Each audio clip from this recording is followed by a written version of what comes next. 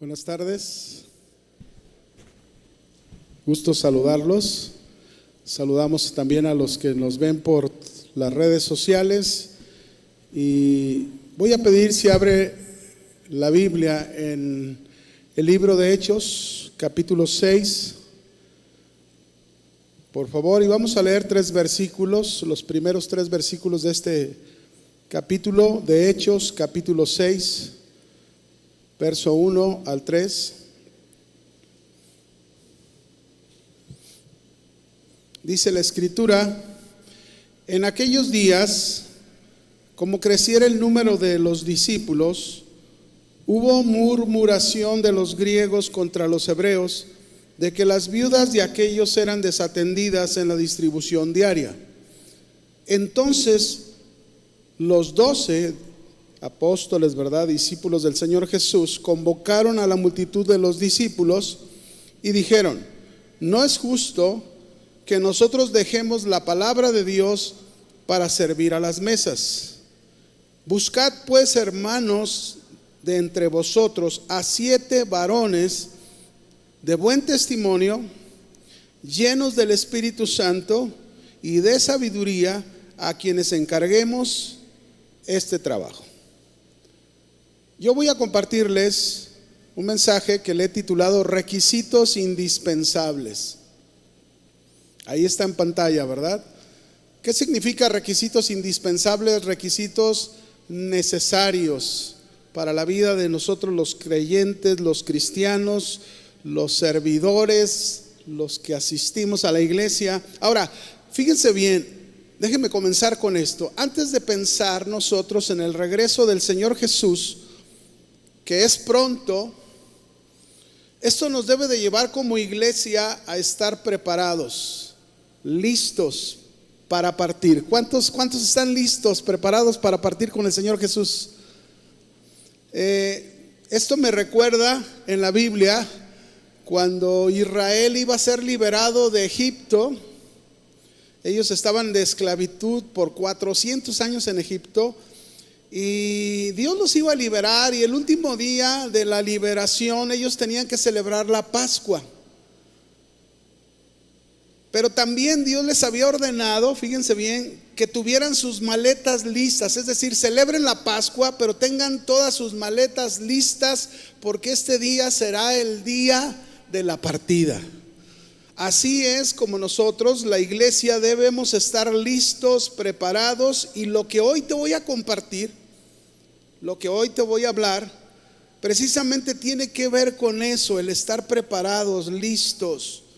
Mire, muchísimas veces hemos oído en alguna ocasión que la iglesia primitiva era perfecta.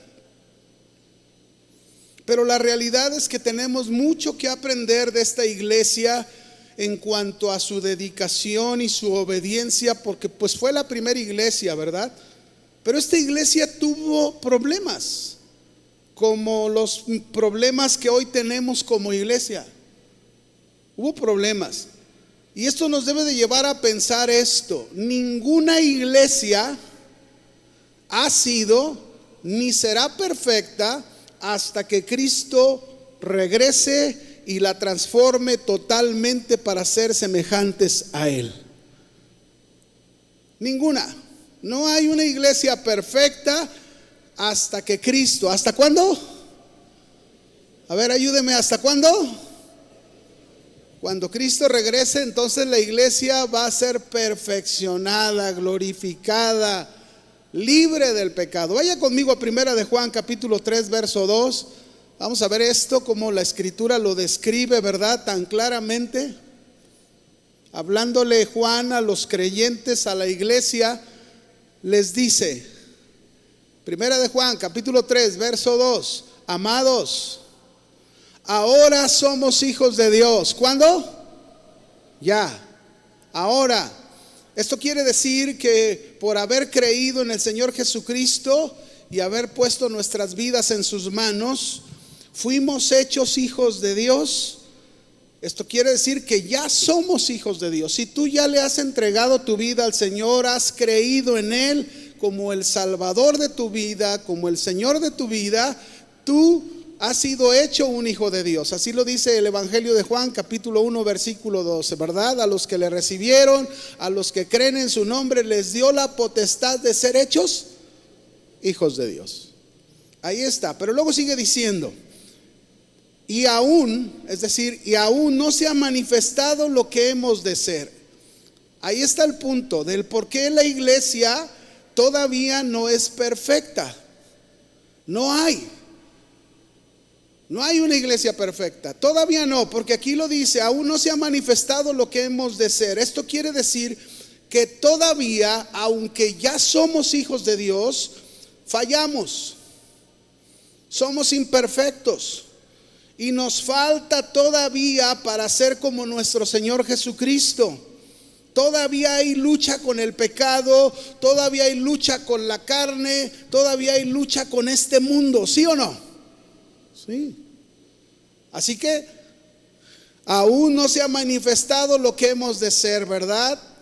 Si el esposo voltea con su esposa y la esposa con su esposo y lo ve, va a decir, no, todavía nos falta mucho. Todavía no se ha manifestado lo que hemos de ser.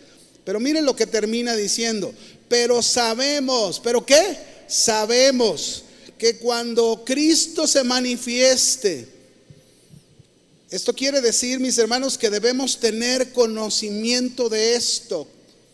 Debemos no ignorarlo, que cuando el Señor regrese por su iglesia, cuando el Señor regrese por nosotros, que estamos con las maletas listas, ¿verdad? Su iglesia va a ser cambiada, transformada, porque lo dice al final, pero sabemos que cuando Él se manifieste seremos semejantes a Él. Seremos hechos semejantes a Cristo Jesús. Esto quiere decir que llegará el momento cuando Él regrese por su iglesia, que seremos glorificados, transformados, libres de todo pecado y hechos semejantes a Él, porque le vamos a ver tal como Él es. ¿Cuántos quieren ver a Cristo tal como Él es?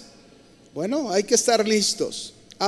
Entonces, todas las iglesias, si no hay iglesia perfecta, si no existe una iglesia perfecta, todas las iglesias enfrentan problemas. ¿Cuántas? Todas. No existe una que no enfrente problemas. Todas las iglesias enfrentamos problemas. Unos de una manera, otros de otra manera.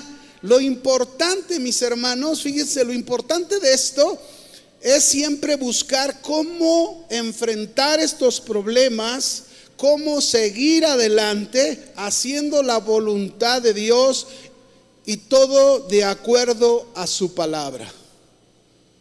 Eso es lo importante. Es decir, no hay iglesia perfecta, hay problemas en las iglesias, pero lo importante es cómo enfrentamos los problemas, cómo nos seguimos adelante, hacemos la voluntad de Dios, pero todo en base a la palabra de Dios.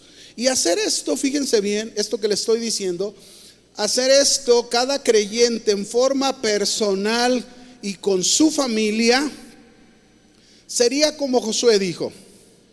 Josué dijo esta frase que le hemos oído muchas veces, ¿verdad? Yo y mi casa serviremos a Jehová. Esta palabra serviremos lleva implícito obediencia, lleva implícito hacer la voluntad de Dios.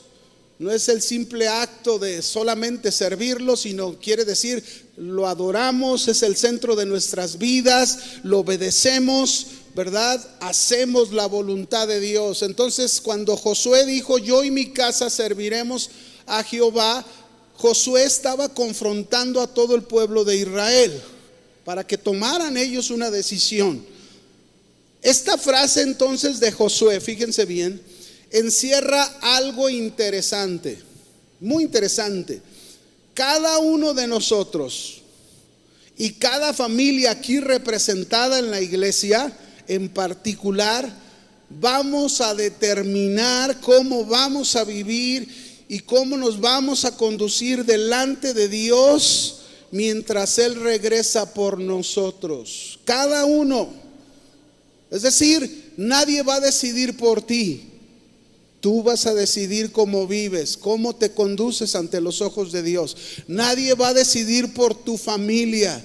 Cada familia va a decidir en particular cómo viven, cómo se conducen ante los ojos de Dios.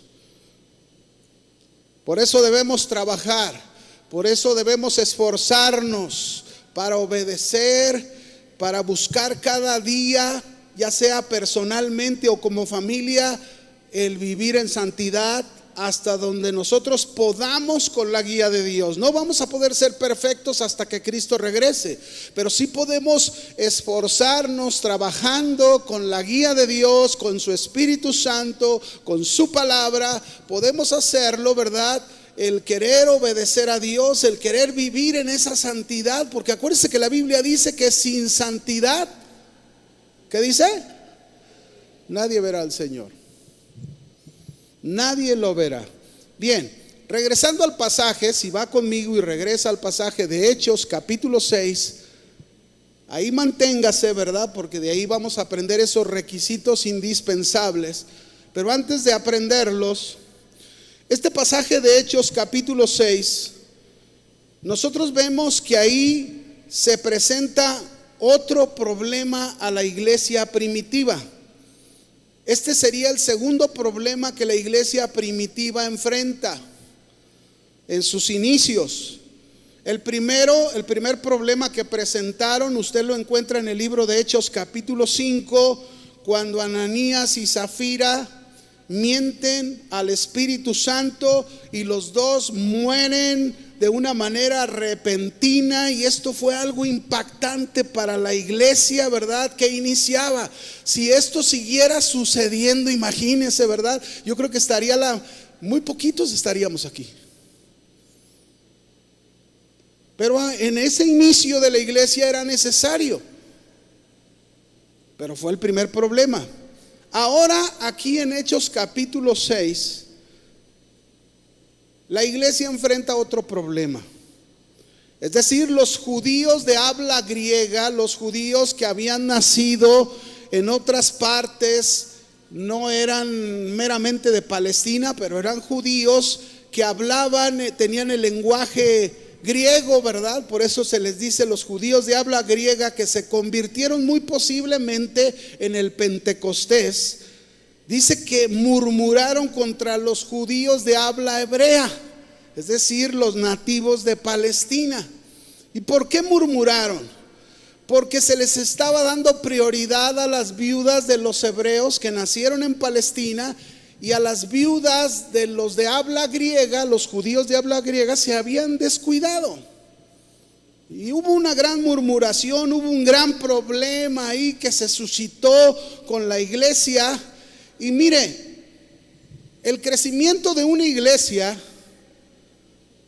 cuando una iglesia crece, que fue lo que les pasó al inicio de la iglesia primitiva, pues se requería de una mayor organización. De modo que es muy posible en la iglesia primitiva que el descuido de las viudas de los judíos griegos o de habla griega no fue intencional. Posiblemente no tuvo la intención.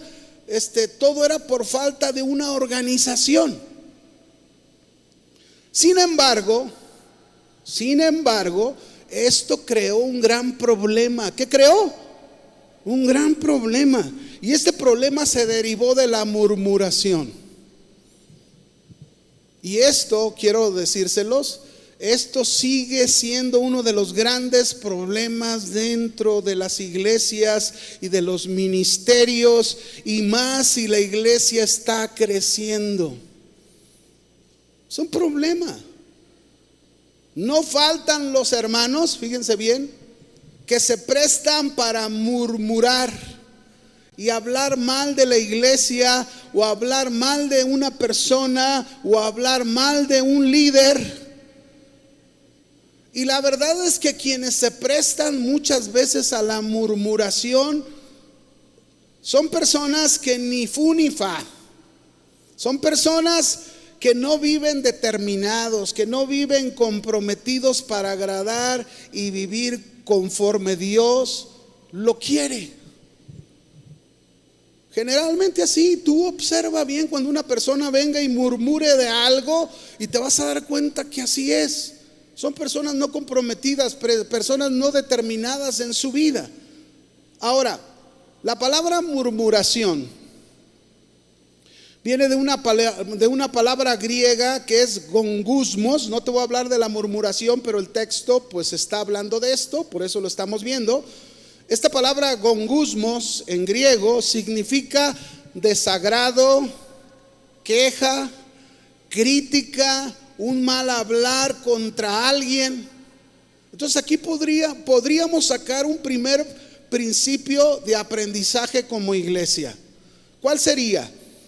Una de las primeras cosas que debemos aprender como iglesia de Dios, no somos perfectos, dijimos, todas las iglesias tienen problemas, pero tenemos que enfrentar esta verdad, esta realidad. Debemos aprender como iglesia a no murmurar. ¿A no qué?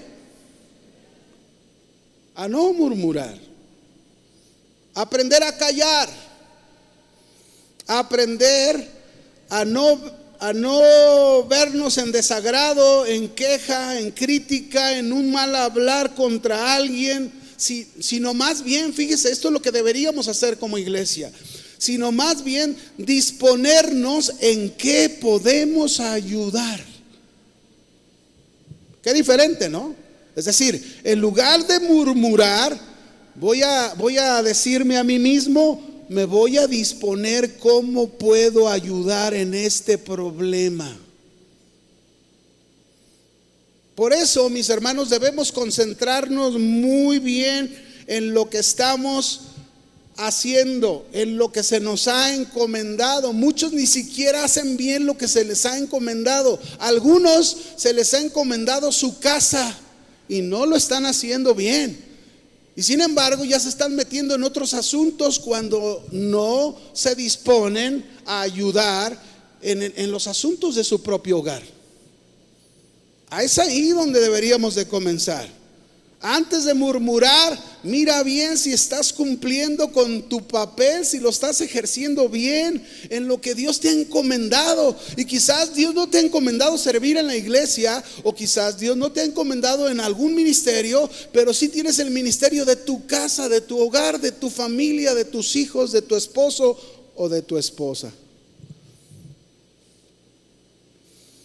Pablo le dijo a Timoteo esta recomendación que yo se las doy a ustedes. Pablo le dijo a Timoteo estas palabras ahí en primera de Timoteo capítulo 4 versículo 15. Le dijo: Timoteo, ocúpate en estas cosas. Ocúpate. ¿En qué cosas se debía de ocupar Timoteo? Bueno, si yo leo el contexto, le está diciendo unos versículos antes, le está diciendo a Timoteo, sé un ejemplo de los creyentes, que nadie tenga en poco tu juventud, y le da una lista en qué debe de ser ejemplo, ¿no? Y luego después le dice que se dé a la lectura, a estudiar la palabra de Dios. Bueno, entonces cuando le está diciendo ocúpate de esto, le está diciendo ocúpate del ministerio, el pastorado que Dios te ha encomendado. Sé un ejemplo a los creyentes, que nadie tenga en poco tu juventud. Pero luego dice, permanece, ocúpate en esto, en estas cosas, permanece en ellas. Es decir, permanece en ser un ejemplo de los creyentes, pero también permanece en el estudio profundo de las Escrituras.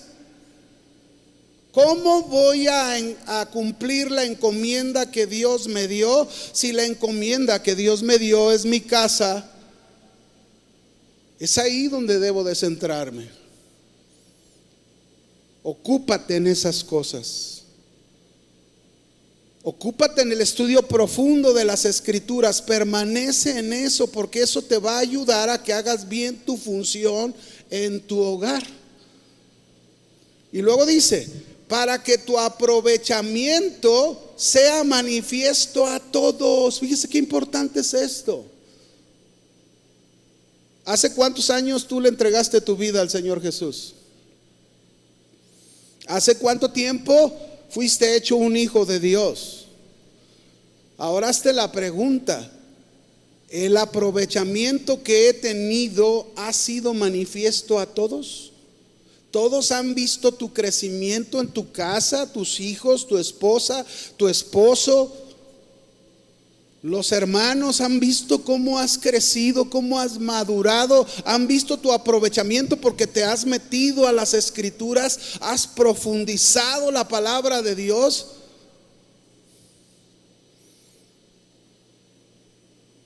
Cuando nosotros hacemos eso, mis hermanos, no vamos a estar tan expuestos a participar en una murmuración. Entonces tenemos que tener cuidado con la murmuración. Siempre se va a dar. Mire, yo me acuerdo cuando nosotros, mi esposa y yo, fuimos enviados a pastorear Casa de Oración Las Águilas. Nosotros llegamos a experimentar cómo un grupito de personas comenzaron a murmurar de nosotros, diciendo que andábamos mal, pero la verdad no tenían bases, no era real lo que estaban diciendo, no era cierto, solo porque a alguien se le ocurrió decirlo. Y lo peor de todo es que la gente que escuchó a esas personas les creyeron, en lugar de investigar y de ver cuál era la verdad. Y así nos pasa muchas veces a nosotros, ¿verdad? Alguien nos dice, nos comenta algo y lo llegamos a creer cuando ni siquiera nos damos a la tarea de ver si esa murmuración es una verdad o es una murmuración nada más. Tenemos que darnos a esa tarea. Esto es importante. No podemos murmurar. Mire, en Primera de Timoteo capítulo 5, verso 19, dice la escritura esto: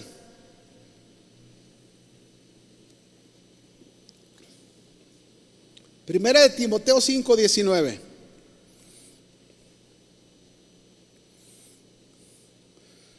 Contra un anciano.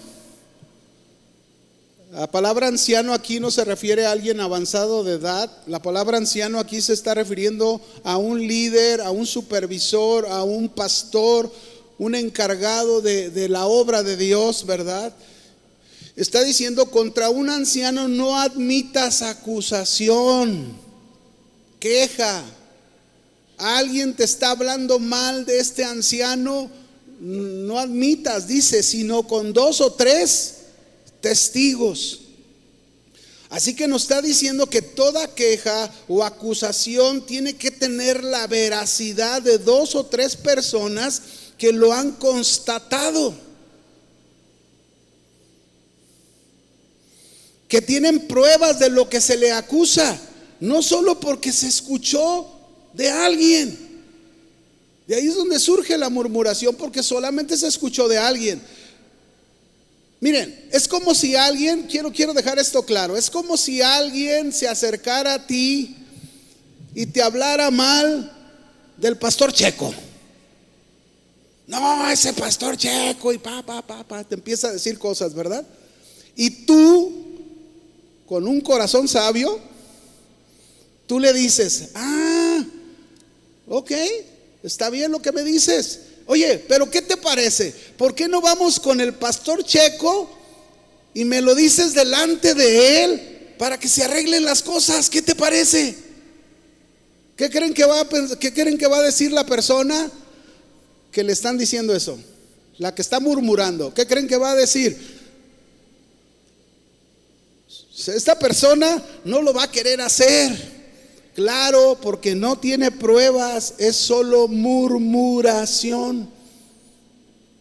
Y eso es lo triste. Eso es lo triste, mis hermanos. El problema es que muchas veces los líderes son criticados, acusados, se tienen queja contra ellos, pero por razones no válidas o por fallas insignificantes.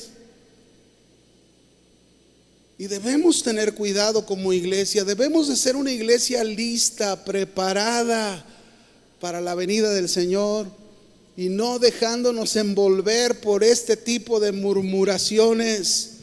Amén. Muy bien, vamos a seguir adelante. Esa fue la primera cosa que sucedió en este problema. La primera cosa que sucedió fue la murmuración. Pero la segunda cosa que se presentó, que está en Hechos capítulo 6 verso 2, vamos a verlo. Dice: entonces los 12 apóstoles convocaron a la multitud de discípulos y dijeron: no es justo que nosotros dejemos la palabra de Dios para servir a las mesas. La segunda problemática que se presentó a la iglesia, mis hermanos, fue que descuidaron la palabra de Dios.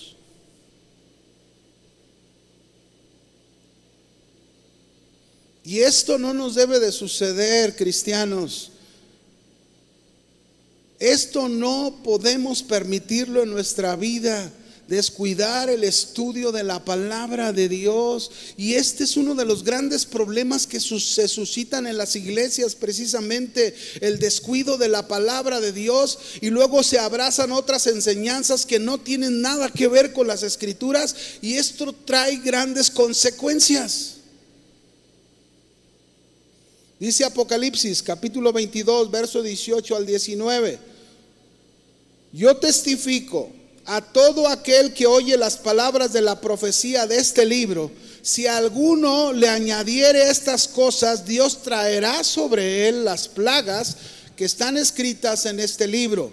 Y si alguno quitare, fíjense, o añadirle o quitarle a la palabra de Dios, dice, quitarle de las palabras del libro de esta profecía, Dios quitará su parte del libro de la vida y de la santa ciudad y de las cosas que están escritas en este libro.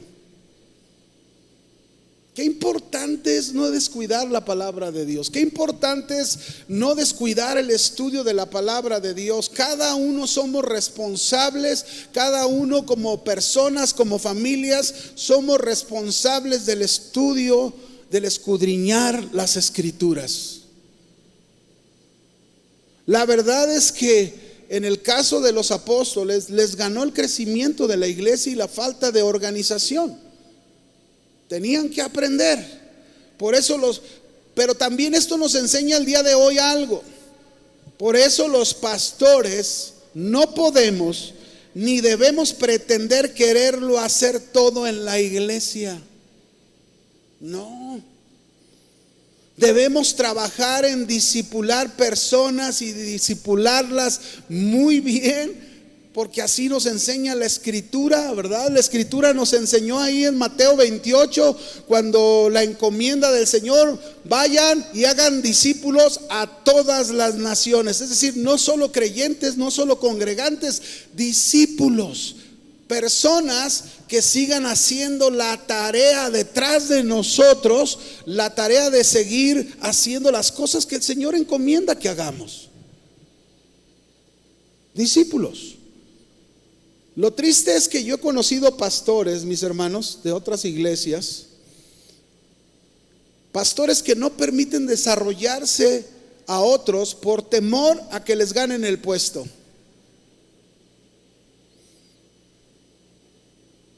Por puro temor.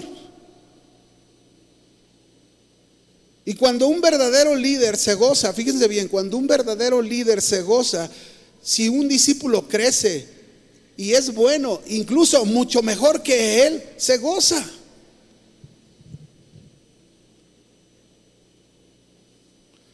Ahora, volviendo al punto de la segunda problemática, pensemos un poco, ¿cómo sería nuestra vida?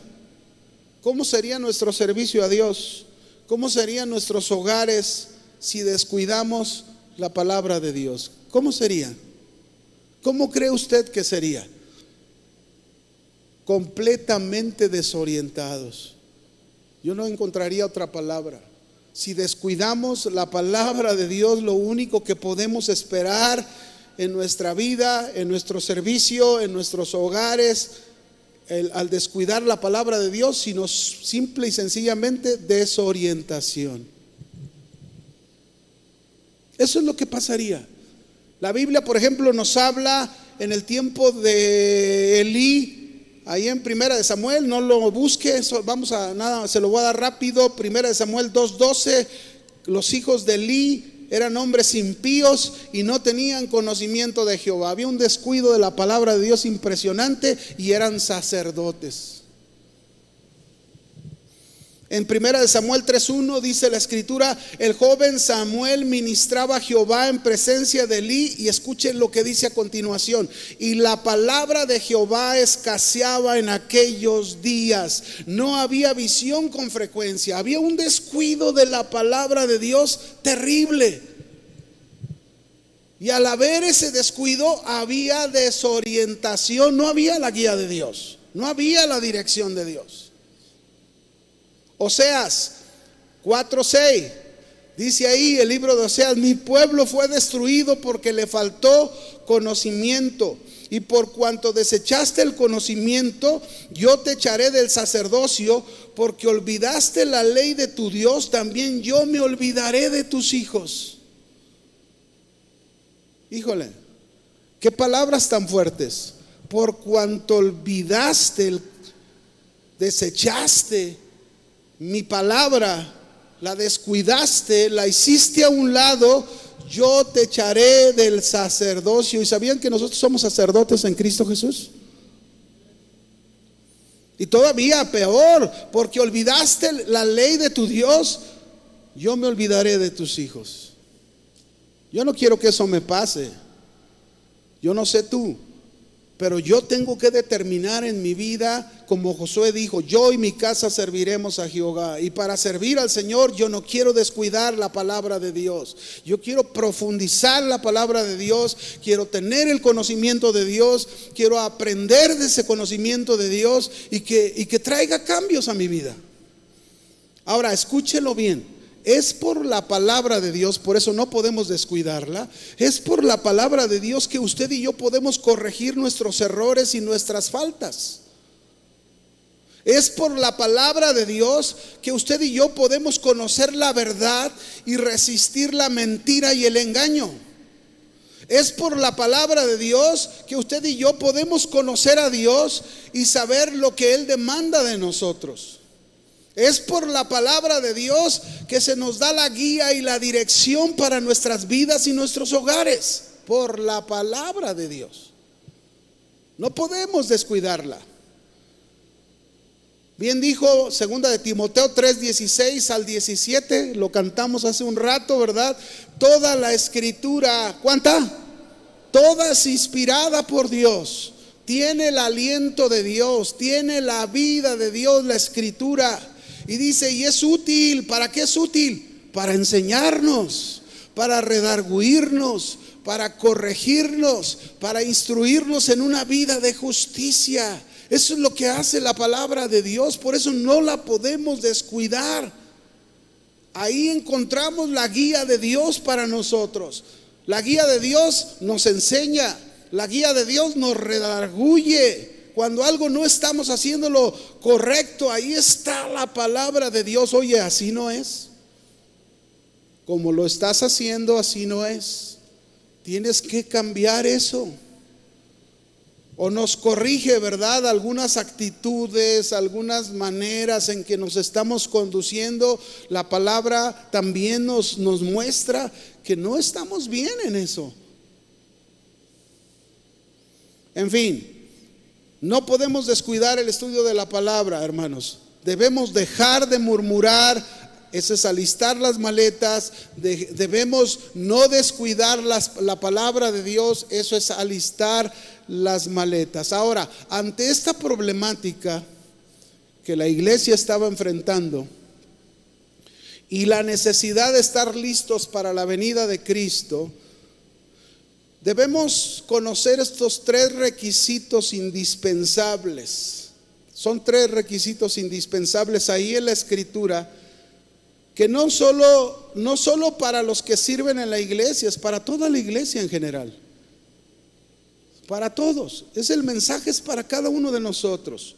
Estos 3 requisitos los encontramos en el verso 3, al final de Hechos capítulo 6, ¿verdad? Ya vimos en en Hechos capítulo 6 verso 2 que dijeron: no es justo que descuidemos la palabra de Dios por servir a las mesas. Y luego en el 3 dice: bueno, escojan a 7 varones entre ustedes. Ahí aparecen 3 requisitos. ¿Cuál es el primero? Dígame. Que sean varones de buen testimonio. ¿Varones qué? Ahí está el primer requisito indispensable. Iglesia, es importante que tú y yo, como miembros de la iglesia, el ir aprendiendo de la palabra de Dios es para que usted y yo tengamos un buen testimonio con nuestra vida para con los demás. ¿Un buen qué? Testimonio. Qué importante. Fíjese bien, cuando el sacerdote en el Antiguo Testamento le pedían lo mismo, era exactamente algo muy similar, ¿verdad? Nosotros ahora somos hechos sacerdotes en Cristo Jesús. En la antigüedad, en el tabernáculo, que se dividía en 3 partes: el atrio, el lugar santo y el lugar santísimo. Llegar al lugar santísimo, donde se representaba, estaba la presencia de Dios, solamente podía entrar el sumo sacerdote, pero al lugar santo sí podían entrar los sacerdotes. Y cuando los sacerdotes iban a entrar al lugar santo, no, el pueblo no podía entrar, solo los sacerdotes.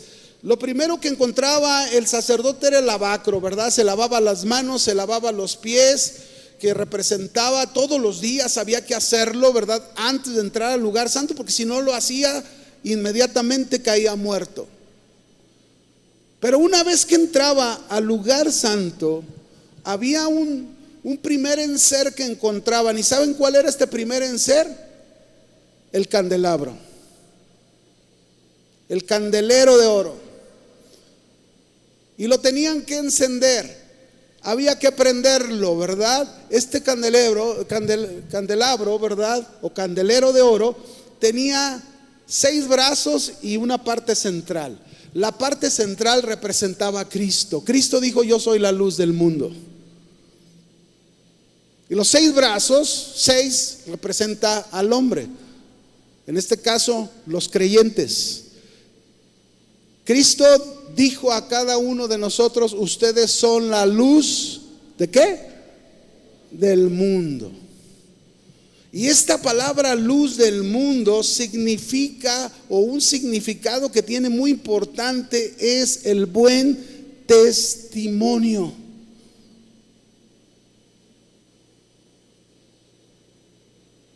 Esto era lo primero que encontraban los sacerdotes. Al prender, ustedes tienen que ser un buen testimonio. Si Cristo, que es la luz, aluzó nuestras vidas que estaban en tinieblas y ahora nos hizo luz, usted y yo con esa luz tenemos que ser un buen testimonio. Mire lo que dice la Escritura. Vaya conmigo ahí a Mateo 5, verso 14 al 16, por favor. Mateo 5, 14 al 16. Dice la Escritura: vosotros sois la luz del mundo. ¿Quiénes son la luz del mundo? Nosotros. El mundo está en tinieblas, cada día está más terrible la oscuridad en el mundo. Pero nosotros que somos la luz debemos brillar en el mundo, en medio de esta oscuridad tan densa que cada día se está haciendo más fuerte en el mundo. Ahí debe brillar tu luz. Vosotros sois la luz del mundo. Una ciudad asentada sobre un monte no se puede esconder. Es una realidad, ¿verdad? Cuando nosotros viajamos de noche y vemos, por ejemplo, una ciudad que está sobre un monte, ¿verdad? Se alcanza a ver la luz, pero muy claro, de lejos. ¿Por qué? Porque está sobre el monte y la luz brilla. Eso es lo que está diciendo. Ni se enciende una luz y se pone debajo de un almud, sino sobre el candelero. Es decir, no puedes esconder la luz. Si eres luz, no la puedes esconder. No puedes esconder tu buen testimonio. No puedes ocultarlo. Si tú eres luz, tú tienes que regresar a tu casa y dar un buen testimonio. Si tú eres luz, tú tienes que ir a tu trabajo. A lo mejor estos días son días de descanso y el lunes regresas. Pues el lunes tienes que regresar con un buen ¿qué? A ver, no los oí. ¿Testirrollo? No. A algunos le da por el testirrollo, pero no por el buen testimonio. Y hablan mucho. Ay, que Cristo y que Él te puede liberar y Él puede hacer esto en tu vida y Él puede hacer aquello, pero es puro rollo, porque no es un buen testimonio quien está hablando. Varones de buen testimonio. Cuando Cristo regrese por nosotros, su iglesia, tener las maletas listas, queridos hermanos, es que nos encuentre con nosotros dando un buen ¿qué? Testimonio. Fíjate bien, cuando Cristo venga, como va a venir como el ladrón en la noche, es decir, sorpresivamente, quizás tú estés en tu trabajo, ahí en tu trabajo, cuando Él venga. Y cuando Él venga ahí en tu trabajo, tú tienes que estar siempre dando un buen testimonio.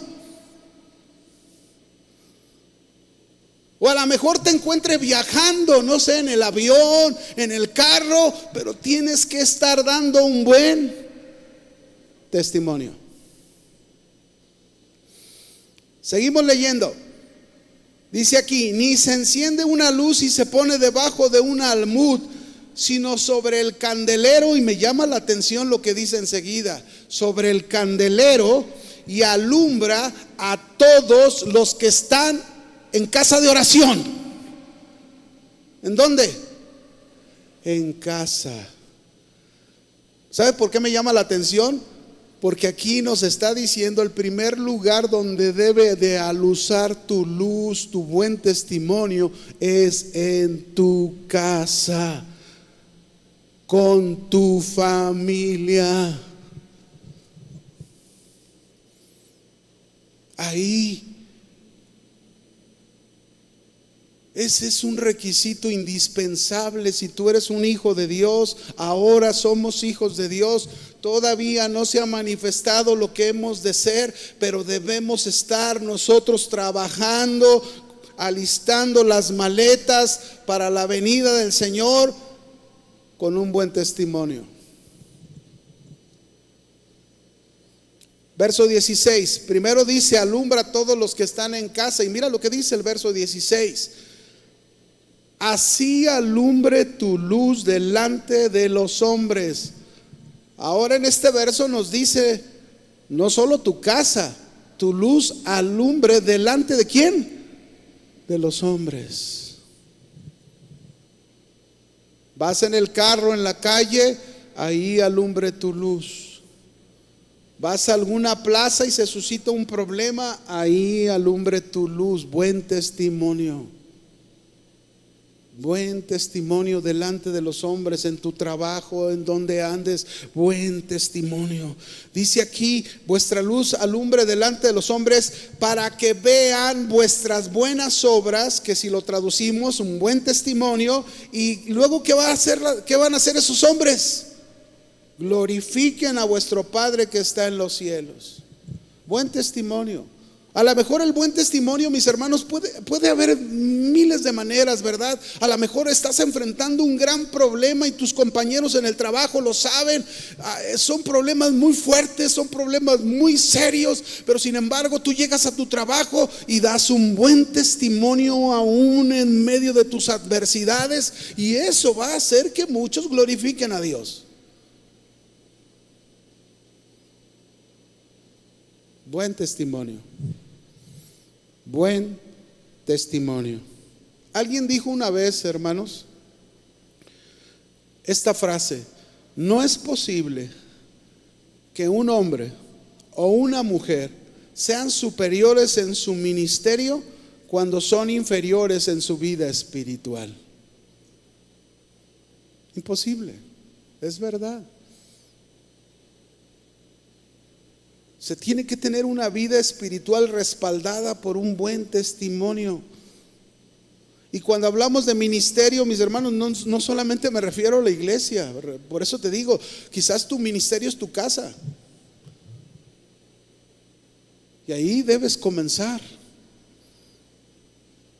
Qué terrible es que se nos vuelva a repetir lo que Pablo un día les dijo a los judíos, ¿verdad? Ahí en Romanos capítulo 2, verso 24, y dijo, porque como está escrito, el nombre de Dios es blasfemado por causa de vosotros, que en vez de ser glorificado por ver el pésimo testimonio, por la manera en que te conduces, por la clase de vida que estás llevando y que todavía pregonas que eres cristiano, que eres hijo de Dios, y te están viendo todo lo que estás haciendo, y qué terrible va a ser, y te va a ser demandado un día, ¿verdad?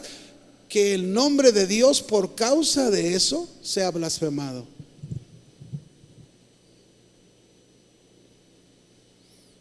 Vamos al segundo requisito. Ahí mismo en Hechos capítulo 6, versículo 3, no solamente dicen varones de buen testimonio, sino también nos dice que sean varones que llenos del Espíritu Santo. Llenos. Este no es un requisito solo para los que sirven, repito, este es un requisito para todos los creyentes, porque mira lo que dice Efesios 5, verso 18. Este es un mandamiento para toda la iglesia. Efesios 5, 18.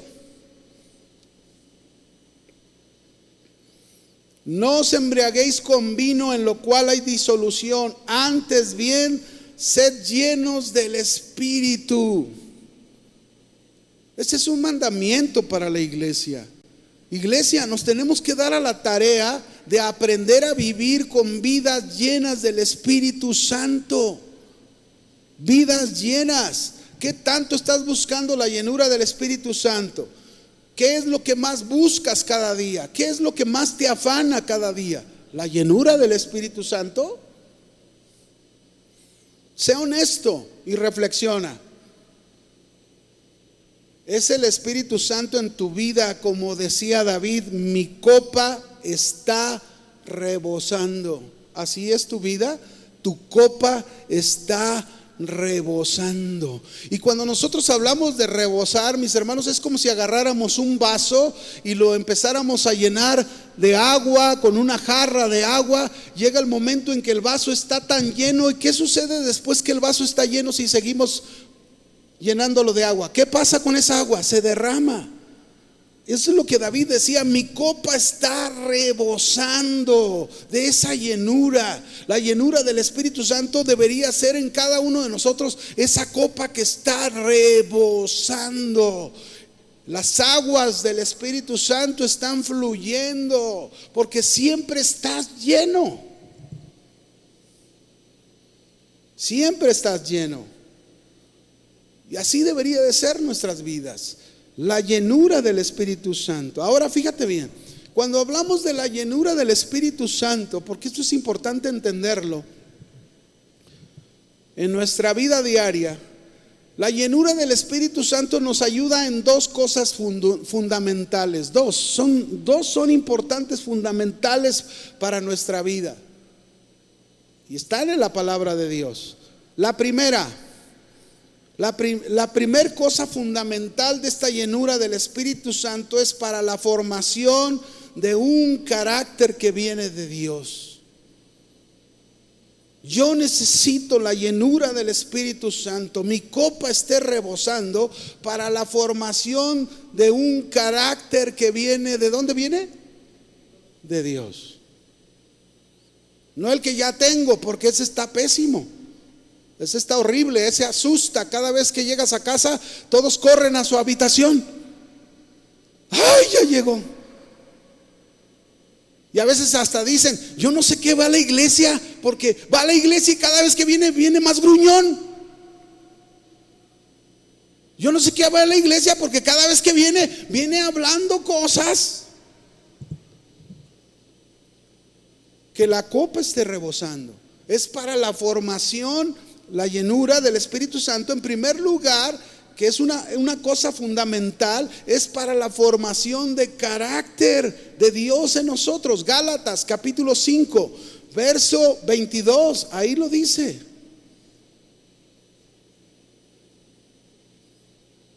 Mas el fruto del Espíritu. ¿Mas el fruto de quién? Ahí está. El fruto del Espíritu en nosotros. Si tú buscas la llenura del Espíritu Santo, en primer lugar es para tener el fruto que es la formación de ese carácter en ti. El fruto del Espíritu. ¿Y cuál es el fruto del Espíritu? Nos da una lista de cosas: amor, gozo, paz, paciencia, benignidad, bondad, fe, mansedumbre, templanza. Contra tales cosas no hay ley. Si estamos llenos del Espíritu Santo, mis queridos hermanos, estas características que son parte del carácter que viene de Dios se deben de ver en nosotros. Si tú eres una persona llena del Espíritu Santo, se va a ver el amor de Dios. Si tú eres una persona llena del Espíritu Santo, se va a ver ese gozo, ese regocijo que da Dios en medio de los problemas, en medio de las enfermedades, en medio de las situaciones difíciles. No solamente cuando todo está muy bien, porque es fácil gozarse cuando todo está bien, pero no es fácil regocijarse cuando las cosas están muy tremendas. Pero ahí está ese carácter que debe de ser formado en nosotros cuando buscamos la llenura del Espíritu Santo. Gozo, paz. ¿Cuántos ocupan paz en su vida?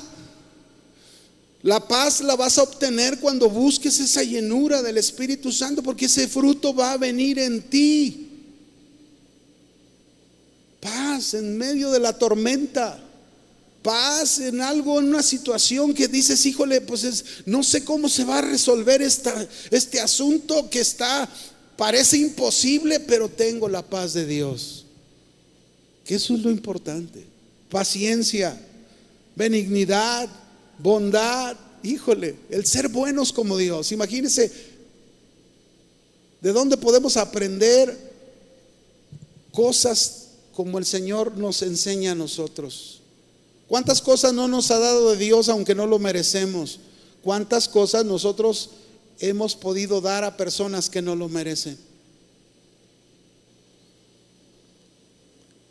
Ahora, estas características es la formación de ese carácter. No son dones. Es carácter de Dios que se debe de ir formando en nosotros. No es algo que viene en automático, no. Ahí está. Cuando alguien quiere saber sobre lo que es realmente la llenura del Espíritu Santo, usted lea la carta a los Romanos, el capítulo 8. Denle una pasada, otra pasada, otra pasada. Ahí explica la vida del Espíritu. La vida del Espíritu, es decir, lo que el Espíritu Santo hace en cada uno de nosotros cuando estamos en esa llenura. Usted ahí lo encuentra claramente. Usted y yo debemos reconocer que necesitamos ser moldeados, cambiados, formados en el carácter para ser cada vez más parecidos a nuestro Señor Jesucristo. Usted debe reconocerlo. Esto juega un papel primordial, mis hermanos. Por eso necesitamos esta llenura del Espíritu Santo. Algunos creen que la llenura del Espíritu Santo es buscar vivencias emocionales, cosas externas. No, eso no es la llenura. Y que ando bien borracho del Espíritu. No, mis hermanos. Llénese de estos frutos del Espíritu Santo. Que se noten esos frutos, porque es la primera cosa fundamental de esa llenura, los frutos del Espíritu Santo. Pero otra de las cosas fundamentales para los que necesitamos esa llenura del Espíritu Santo es que nos capacita para ejercer bien el ministerio que nos ha encomendado a través de dones. Y repito, ministerio no solamente es la iglesia, ministerio es tu casa. Y ahí en tu casa, aún en tu casa, ocupas la habilidad y la capacitación que da el Espíritu Santo por sus dones para ejercer bien tu papel en tu hogar. Se necesita. Porque podríamos pensar, tener carácter, pero sin dones estamos incompletos. Algo nos hace falta. Tenemos el carácter, pero no tenemos dones, estamos incompletos. Quizás no podamos cumplir con la tarea que se nos encomiende, porque nos faltan los dones del Espíritu Santo. Pero también podríamos pensar, dones sin carácter, pues nos van a echar a perder. Ocupamos las dos cosas. Ocupamos la llenura del Espíritu Santo para la formación de carácter. Ocupamos la llenura del Espíritu Santo para que nos capacite con dones. Dones espirituales que son muy necesarios en nuestra vida. Por ejemplo, ¿cuántos de ustedes ocupan discernimiento? ¿Sí o no se ocupa el discernimiento? Porque a veces nos agarramos juzgando las cosas a nuestra manera. Sin embargo, si pedimos a Dios, Señor, que tu Espíritu Santo me dé discernimiento para poder entender esta actitud o esta manera en que hoy vino mi esposo, o como encontré a mi esposa, que no la entiendo. Ahí está, la llenura del Espíritu Santo es importante, mis hermanos. Necesitamos esa llenura. Dice Hechos, capítulo 1, verso 8. Ya lo hemos oído muchas veces. Hechos 1:8. Pero recibiréis poder. ¿Qué vamos a recibir? Poder. Cuando haya venido sobre vosotros el Espíritu Santo, y me serán testigos en Jerusalén, en Judea, en Samaria y hasta lo último de la tierra. Poder. Llenura del Espíritu Santo nos trae poder. Un poder que nos da valor. Valor para enfrentar el pecado. Valor para enfrentar al mundo. Valor para enfrentar aquellas áreas de nuestra vida que necesitan ser transformadas. Ese poder del Espíritu Santo nos trae entrega. Un poder que nos trae para entregarnos, ¿verdad? Para rendirnos al Señor. Qué importante es hacer eso. Necesitamos el poder de Dios. Pero ¿cómo lo tenemos? Buscando la llenura del Espíritu Santo. Ahí está el segundo requisito indispensable que tú y yo como iglesia necesitamos. No solo el buen testimonio, necesitamos esa llenura del Espíritu Santo. Vamos al tercero. Volviendo otra vez ahí, Hechos capítulo 6, verso 3. ¿Cuál es el tercer requisito indispensable? Que sean llenos de sabiduría. Cuando habla sean llenos del Espíritu Santo y sabiduría, está hablando también de la llenura de sabiduría. La sabiduría es muy indispensable para nuestras vidas. No solo los líderes ocupan la sabiduría, todo cristiano ocupa el conocimiento de Dios puesto en práctica, porque eso es lo que significa sabiduría, conocimiento de Dios puesto en práctica. Tenemos que ser personas que por un lado buscamos el conocimiento de Dios en su palabra, pero por otro lado debemos ser personas que practicamos ese conocimiento que aprendemos de la palabra de Dios, y es por eso que obtenemos sabiduría. La sabiduría no viene si tú no vas al conocimiento de Dios. Si tú no vas a la palabra, si tú te conformas con escuchar el mensaje del día que vienes a la iglesia, pues no es suficiente. Pero si todos los días agarras la palabra de Dios, la meditas, estás yendo al conocimiento de Dios, y seguro Dios te habla. Y cuando Dios te habla en ese conocimiento y tú lo llevas al terreno de la práctica, ese conocimiento más la práctica te lleva a tener sabiduría.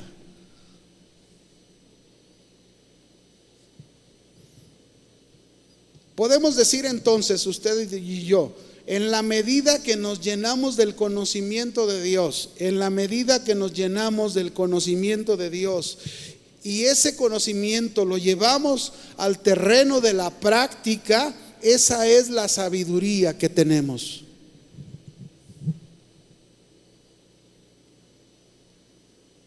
Y la sabiduría de Dios nos ayuda para enfrentar toda clase de problemas y decisiones que debemos tomar en nuestra vida.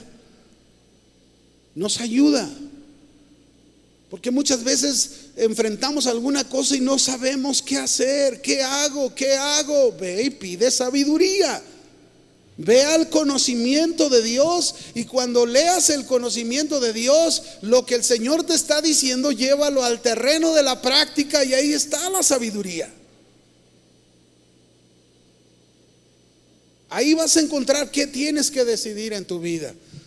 Pero mis hermanos, por ejemplo, ¿cómo enseñar a las personas? ¿Cómo enseñarlas que cuiden sus hogares cuando nosotros mismos no lo sabemos hacer? Tenemos el conocimiento, pero no lo practicamos. No se puede. ¿Cómo enseñarles si yo mismo no lo estoy haciendo en mi propia casa? ¿Cómo aconsejar a una pareja de matrimonio que enfrentan dificultad en su matrimonio si mi matrimonio no he trabajado y resuelto mis propios problemas? ¿Cómo aconsejar a una persona a que persista en el estudio de la palabra de Dios y que la viva si yo mismo no lo estoy haciendo? No tengo esa sabiduría. ¿Cómo decirle a una persona que confíe en Dios y que no tenga temor si yo mismo padezco de temor y no confío? Necesito la sabiduría de Dios. El conocimiento de Dios. Llenos de sabiduría, esto quiere decir la capacidad que vamos a tener por el conocimiento de Dios para enfrentar toda situación que se nos presente. ¿Cuánta? Por eso a veces cuando estamos frente a un problema no sabemos qué hacer. ¿Por qué no sabemos qué hacer? Porque nos falta el conocimiento de Dios. Nos falta ese conocimiento, llevarlo a la práctica, porque ahí encontramos la sabiduría de Dios. Ahí está la sabiduría de Dios. Y mire, vaya conmigo a Santiago, capítulo 1, verso 2 al 5, por favor. Santiago, capítulo 1, verso 2 al 5. Hermanos míos, tengan por sumo gozo cuando se encuentren en diversas pruebas. Para empezar, pues ¿cómo le voy a hacer para tener gozo en medio de mis pruebas? ¿Qué necesito para que realmente pueda tener ese gozo? Vamos a seguir leyendo. Sabiendo que la prueba de vuestra fe produce paciencia. Mire cómo el conocimiento ya nos está dando algunos principios, ¿verdad? Sabiendo, es decir, entendiendo, conociendo que la prueba de mi fe, cuando estoy siendo probado en la fe, ¿qué va a producir en mí eso? ¿Qué va a producir? Bueno, entonces cuando yo aprendo esto, estoy aprendiendo ya a gozarme. Porque sé que el problema que estoy pasando, al final de cuentas, me va a traer más paciencia. Me va a traer más paciencia, paz, ciencia. Sigue diciendo, mas tenga la paciencia su obra completa. La paciencia su obra completa, no a medias, que sea completada de tal manera que has madurado. Ahora sabes, cuando llega el problema ya lo sabes, algo va a hacer Dios. No sé qué sea, no sé qué me va a enseñar, no sé qué va a cambiar en mí, no sé qué va a hacer Dios, pero voy a esperar. Paciencia, has madurado, su obra completa se ha realizado en tu vida. Pero luego dice ahí, mas tenga la paciencia su obra completa para que seáis perfectos y cabales sin que os falte cosa alguna. Vea el versículo 5. Si alguno de ustedes tiene falta de sabiduría, ¿sabiduría para cuándo? ¿De qué está hablando? ¿De qué nos está hablando el texto? De las pruebas. ¿De qué nos está hablando el texto? De las pruebas. Que te goces en las pruebas. Pero si no me puedo gozar en las pruebas, ¿verdad? Porque me falta sabiduría, porque todavía no he entendido el asunto. Dice aquí, si alguno tiene falta de sabiduría, pídala a Dios, el cual da a todos abundantemente y sin reproche, y le será dada. Pídele a Dios sabiduría. Él te va a dar el conocimiento de lo que tú debes hacer en medio de tu situación, de tu problema. A lo mejor el Señor te diga, estate quieto. ¿Y qué vas a hacer? Pues estar quieto. Es que no, yo siempre me gusta hacer cosas. No, es que te estés quieto. No, pero es que me dijo, y es que no sabe, pastor, lo que se siente que le digan a uno estas cosas, que te estés quieto. Así dice. Y si tú te estás quieto, estás obedeciendo el conocimiento de Dios, estás poniéndolo en práctica. ¿Y cómo se le llama eso? ¿Cómo se le llama? Sabiduría. Si te falta sabiduría, pídesela a Dios. El hermano Pablo Hunter nos decía, si no tienen sabiduría es porque no la piden. ¿Tiene razón? Si no tenemos sabiduría es porque no la estamos pidiendo. Necesitamos la sabiduría de Dios, mis queridos hermanos, llenos del Espíritu Santo, llenos de sabiduría. Que las maletas estén listas para cuando el Señor regrese. Que el Señor te encuentre con un buen testimonio. Que el Señor te encuentre buscando la llenura siempre del Espíritu Santo. Que el Señor te encuentre lleno de sabiduría, lleno de su conocimiento puesto en práctica en tu vida. Amén. No hay iglesia perfecta. Siempre encontraremos problemas en la iglesia, pero lo importante es aprender, sacarle provecho a esos problemas, a aprender de ellos, aprender, ¿verdad? ¿Y qué debemos aprender? A no murmurar. Comprométase con Dios. No vuelva a abrir su boca para murmurar, para quejarse, para hablar mal de alguien. No lo haga. No descuide la palabra de Dios. Llénese de esos requisitos importantes: un buen testimonio, lleno del Espíritu Santo y lleno de sabiduría. ¿Cuántos de ustedes quieren estar con estos requisitos indispensables en su vida para cuando el Señor regrese? Si usted quiere estar listo con sus maletas y que estos 3 requisitos estén presentes, póngase de pie y dígaselo al Señor. Dígale: Señor, yo quiero estar listo, quiero estar preparado para cuando tú vengas por mí, me encuentres con un buen testimonio, me encuentres lleno de tu Espíritu Santo, me encuentres lleno de sabiduría, tomando las mejores decisiones de mi vida. Levante sus manos y dígale al Señor con todo su corazón, ore a Él. Y dígale: Señor, te doy gracias porque cada vez que vengo a tu presencia a escuchar tu palabra, tú me hablas. Y hoy he escuchado tu palabra, he escuchado este mensaje de estos requisitos indispensables, necesarios para mi vida, y quiero disponer mi vida para ayudar. Dígalo: en lugar de murmurar, quiero disponer mi vida para ayudar. Ayudar, Señor, a hacer tu voluntad. Ayudar a hacer las cosas conforme a tu palabra. Señor, no quiero descuidar más el estudio de la palabra de Dios. Dame un hambre por tu palabra como nunca. Pon en mí un hambre por tu palabra, que no pueda vivir un solo día sin haberla escudriñado, sin haberla meditado, sin haberla reflexionado tu palabra. Señor, que siempre tenga una palabra para mi familia, que siempre tenga una palabra para mis hijos, para mi esposo, mi esposa. Dame esa palabra que me llena, Señor. Pero sobre todo, ayúdame con estos requisitos necesarios en mi vida. Quiero dar un buen testimonio. Quiero ser un buen testimonio. No quiero esconder más la luz a los hombres ni a la casa. Que mi luz brille en mi casa.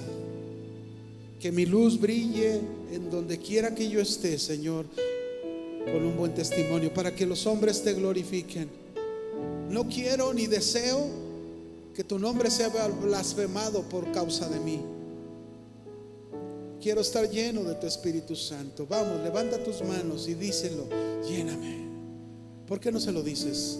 Y comienzas desde hoy a pedir esto, que no se te olvide, que lo hagas un hábito de tu vida. Todos los días dile: lléname, lléname, lléname de tu Espíritu Santo. Que ese fruto del Espíritu sea formado, ese carácter en mí.